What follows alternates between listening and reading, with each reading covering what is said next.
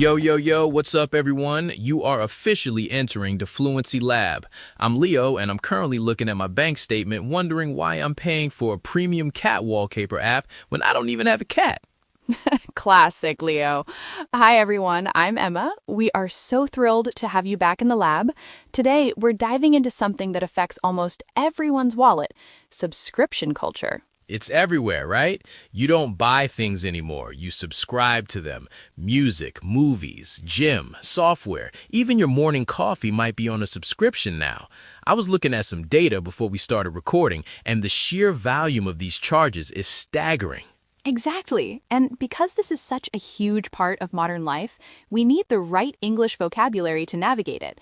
Today, we're talking about plans, free trials, and those sneaky auto-renewals.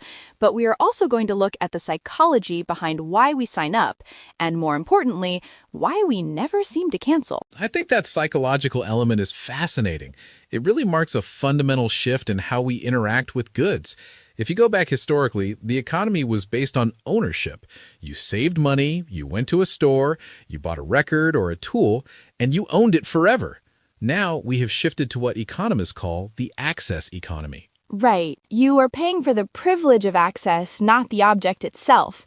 It's interesting you mention history, Leo, because while we think of Netflix or Spotify as modern inventions, the subscription model is actually incredibly old. In the 17th century, book publishers used subscription models to fund expensive printing runs. And of course, in the 1860s in the UK, you had the original subscription service, the milkman. The milkman is the perfect analogy. You didn't buy the cow, you just paid a recurring fee for the fresh product delivered to your door.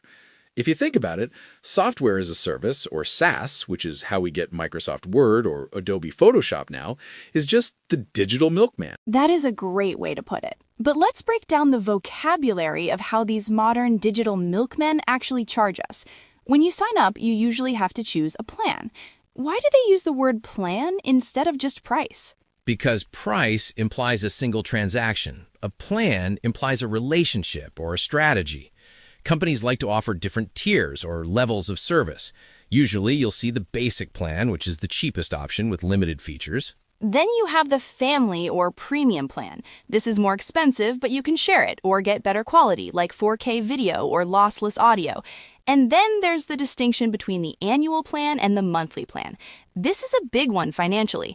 Annual means you pay for the whole year at once, usually for a discount. Right. They always say save 20% if you bill annually, but billing is just a fancy word for paying, right?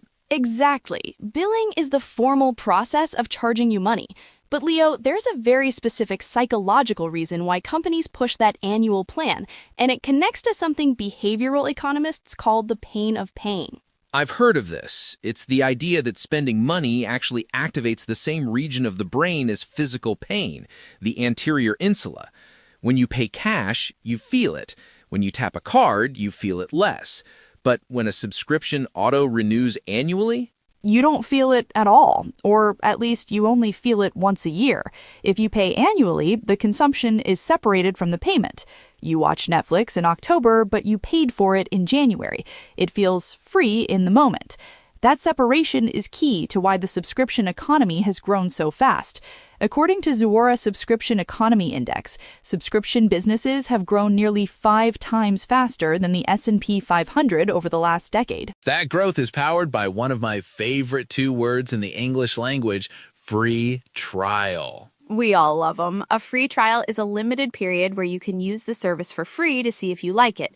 It lowers the barrier to entry. If I have to pay $15 right now, I might hesitate. But if it's free for 30 days, sure, why not? but there's always a catch. They usually ask for your credit card details up front, and that leads us to the villain of our story, auto-renewal. Auto-renewal means the subscription automatically continues and you are charged again at the end of the billing cycle. It's very convenient for the company, but sometimes annoying for us.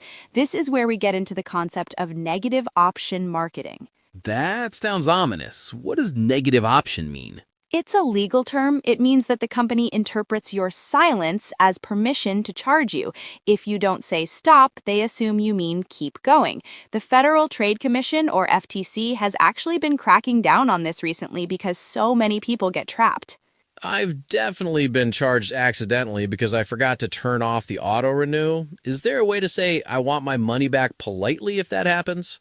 Yes, you can contact customer support and say, I'd like to request a refund. I didn't intend to renew my subscription, and I haven't used the service since the renewal date. Oh, I didn't intend to. That sounds very professional. It implies it was a mistake or an oversight, not that you were just broke. But Emma, companies don't make it easy to leave, do they? This brings up another great term. Dark patterns. Dark patterns are user interface designs specifically created to trick you. Have you ever tried to cancel a gym membership or a newspaper subscription? You can sign up in 1 second online, but to cancel, you have to call a phone number between 9 a.m. and 5 p.m., or sometimes even mail a physical letter. Right, they call that a roach motel design. You check in, but you can't check out. The friction is intentional. They know that if they make you wait on hold for 20 minutes, you might just hang up and keep paying for another month. Exactly. However, there is good news on the horizon. The FTC proposed a new rule recently called Click to Cancel. The basic idea is simple. It should be as easy to cancel a subscription as it was to sign up. If it took 1 click to buy, it must take 1 click to say goodbye. That would be a game changer. I think a lot of businesses rely on what we call zombie subscriptions, accounts where the user has stopped using the service but hasn't canceled payment. I saw a study from C+R Research that found 42% of consumers were paying for a subscription they had completely forgotten about. That creates what we call subscription fatigue. We are just overwhelmed by the sheer number of recurring charges. Let's look at some verbs for managing these accounts, because sooner or later you will need to clean up your finances. Okay, hit me with them. First, to upgrade, to move to a more expensive plan with more features. Then, to downgrade, to move to a cheaper, more basic plan. This is a great strategy if you want to save money but don't want to lose access completely.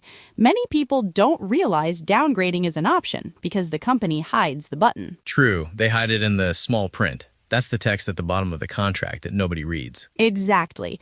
Always read the fine print or small print. Then we have to opt out. This is useful for privacy. To opt out means to choose not to be part of something, like marketing emails or data sharing. And finally, to unsubscribe, the ultimate goal when you've had enough. I also see cancel at any time a lot. That's a very common marketing phrase. It is. It means there is no long-term commitment. You aren't locked into a contract. But again, cancel at any time doesn't always mean cancel easily, as we discussed with dark patterns. There is another term we should mention. Freemium. It's a combination of free and premium. Yes, this is the dominant model for apps, like your cat wallpaper app, Leo. The basic service is free, but if you want the specific high-resolution cat photos, you hit a paywall. That is the barrier where the free content ends and the paid content begins. I think the freemium model is interesting because it changes our perception of value. We expect software to be free now. If an app costs 99 cents up front, people won't buy it.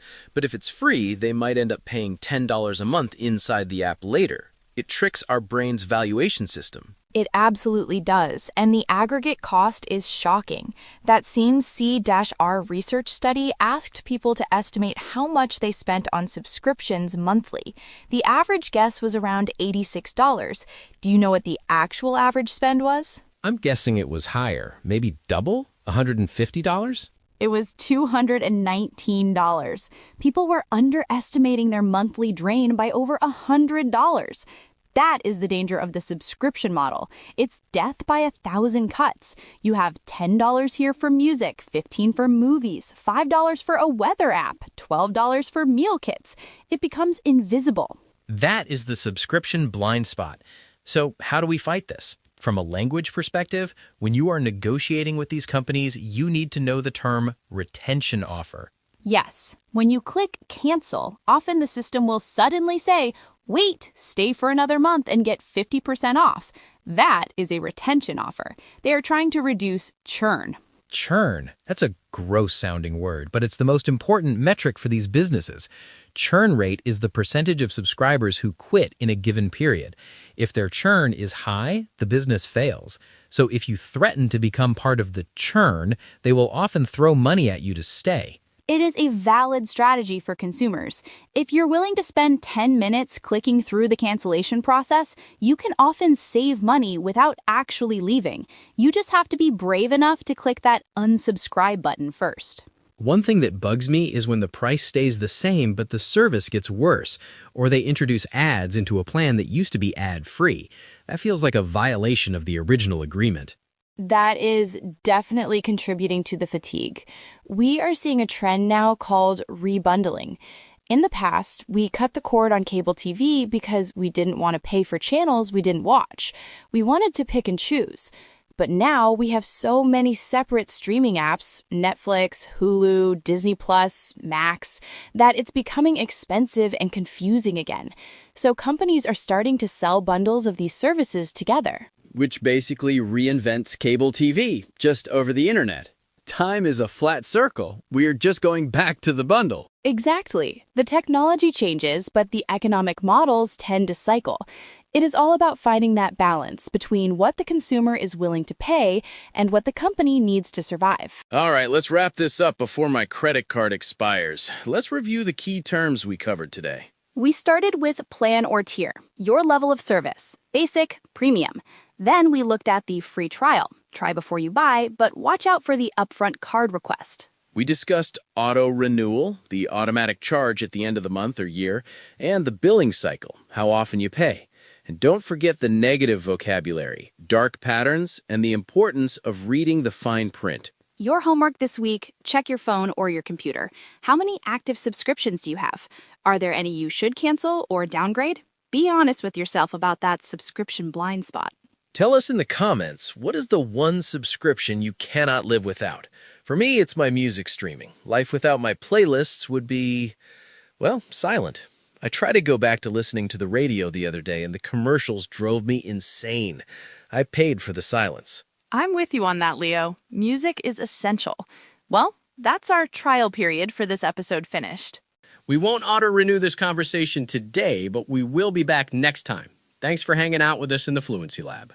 It was a pleasure as always. Keep practicing, stay smart with your subscriptions, and keep your English flowing. Catch you on the flip side. Stay cool. Bye. Toodles!